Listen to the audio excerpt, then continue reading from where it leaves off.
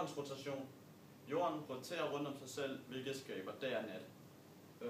Jorden roterer også rundt om solen i en ellipseformet bane, som det gør den en gang om året. Det tager et år at komme rundt, 365 dage. Og der er mange, der tror, at grunden til, at der er årstid, det er fordi, at når jorden bevæger sig rundt om solen, så kommer den tættere på solen på nogle tidspunkter, men det er faktisk ikke derfor. Grunden til årstider er, at jorden hælder med 23,5 grader, hvilket gør, at når det fx er sommer, så hælder den nordlige halvkugle, den hælder ind mod solen, det vil sige, at vi får en masse sollys deroppe, så bliver det sommer ved os, men så er det så vinter på sydpolen. Og modsat om vinteren. Så har jeg en lille animation.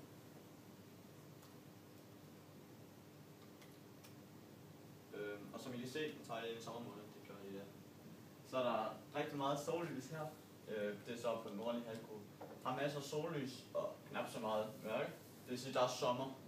Hvis vi så går ind til en vintermåned, så kan I se her, at der er masser af mørke. Eller der er mere mørke, end der var før. Og der er mere sollys. Altså har vinter. Dagtimerne er blevet kortere. Eller soltimerne er blevet kortere. Og der er faktisk et tidspunkt på året, der er 2 tidspunkter på året, hvor der er noget, der hedder jævndøgn. Og det falder for eksempel den 21. marts, hvor at jorden faktisk står, eller solens stråler står 90 grader på jorden. Det vil sige, at der kommer en jævn fordeling af mørke og lystimer, hvilket så giver en lille fordeling, så vi kalder det et jævndøgn. Sjovt nok. Og så har jeg sådan en lille funny fact.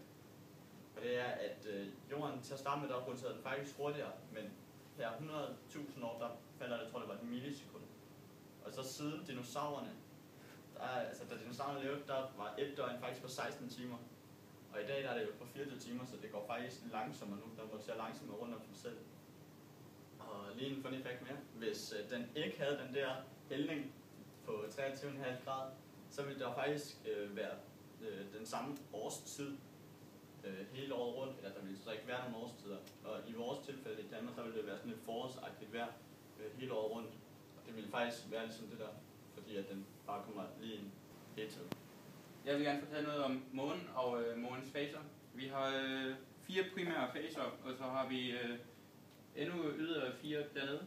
Og vi starter med den første, som er nymåne, hvor vi har etteren her, hvor den er helt sort, fordi den slet ikke får lys af solen, fordi månen gemmer sig bag jorden. Og så har vi den tidstandede, som vil svare til 2 og 3 og 4. Hvor den bevæger sig langsomt væk fra jorden, så den kan få noget sollys. Og på 5'eren, der har vi så fuldmånen, hvor den er helt væk fra jorden og står til 90 grader til solen. Og så har vi den aftagende, som svarer til 6, 7 og 8, hvor den kommer ind bag jorden igen, og så bliver den helt mørk til sidst igen. Ja, og så kommer vi videre til tidevandet. Tidevandet er det, vi kender for højvand og lavvand. Og dette sker 2 gange om dagen, og det kan bedst observeres her i Danmark i Vadehavet, hvor man skal være nøjagtig med tiden, når man skal over på en ø. Lavvandet kommer simpelthen derfra, at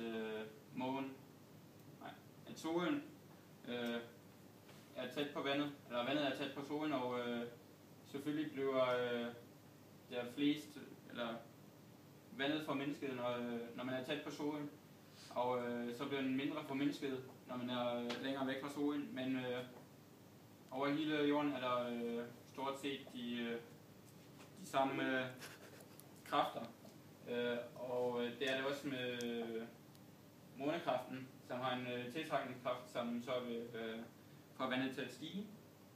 Og man kan bedst se stigning på en af de store hav, hvor månen sådan set kan udstrække sig med hele hendes kraft. Og der vil vandet selvfølgelig stige. Og hvis man for eksempel er i en bugt og ser på højvandet, så kan det ske, at vandet stiger med op til 3 gange så meget, som det vil stige ud på havet. Og det samme også med solen, at det vil falde.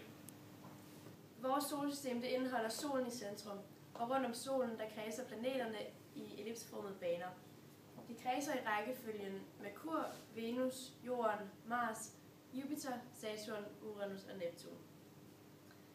På nær de 2 inderste planeter, altså Merkur og Venus, har planeterne en eller flere måner, der kredser omkring planeterne. Desuden indeholder solsystemet også en række dværgplaneter og kometer. En gang var Pluto også en del af vores solsystem som en planet, men i dag kaldes det bare en dværgplanet.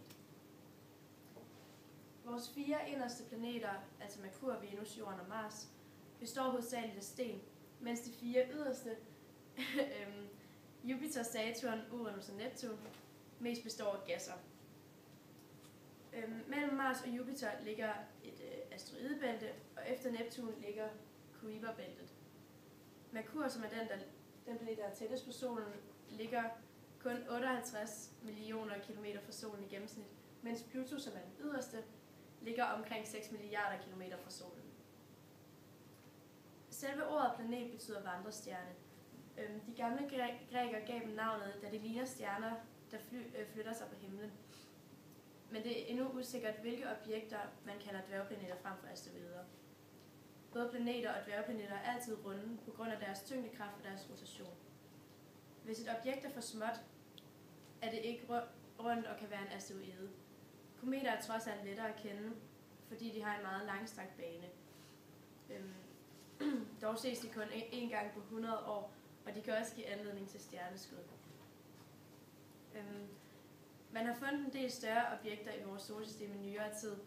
Nogle af disse objekter er større eller næsten på størrelse med Pluto. Der er også opdaget planeter om andre stjerner end vores sol, og de kaldes eksoplaneter. Nogle minder om Jorden, andre om Jupiter, men det er endnu kun muligt at opdage dem, hvis de er store nok, da de ligger flere lysår væk. Du skal slukke mig. Funny fact! Skal vi ikke? Jeg skal fortælle om solformørkelse og måneformørkelse. Solformørkelse, der er der kun, når der er nymåne. Og det der sker, det er, at månen den stiller sig imellem jorden og solen. Det vil sige, at solen stråler ikke når ind til jorden, fordi månen er i vejen. Den skygge, som månen så laver, det er så der, hvor der er en solformørkelse. Grunden til, at der ikke er solformørkelse hver gang der er nymåne, er på grund af, at månens bane rundt om jorden hælder med 5,1 grad i forhold til jordens bane. Det vil sige, at det ikke altid, at, som vi kan se på billedet her, at det ikke altid, at den er lige foran solen. Så det er ikke altid, det er jorden, der får den skygge, som månen laver. Måneformørkelse, det er, når månen den er om bag jorden, og det vil sige, at den ikke får jordens, på grund af jordens skygge, får den ikke solens stråler, og det vil sige, at man ikke kan se månen. På samme måde er det også sjældent, at den er der, fordi at rotationen rundt om jorden er sådan forskellig i forhold til, den kører ikke bare lige rundt om. Så derfor så er det også sjældent, at den kommer. Og så er det så nu, hvor at Martin han skulle vælge sig om, og så stoppe det der kamera, så jeg ikke skulle stå her og se dum ud. Det var også meget godt.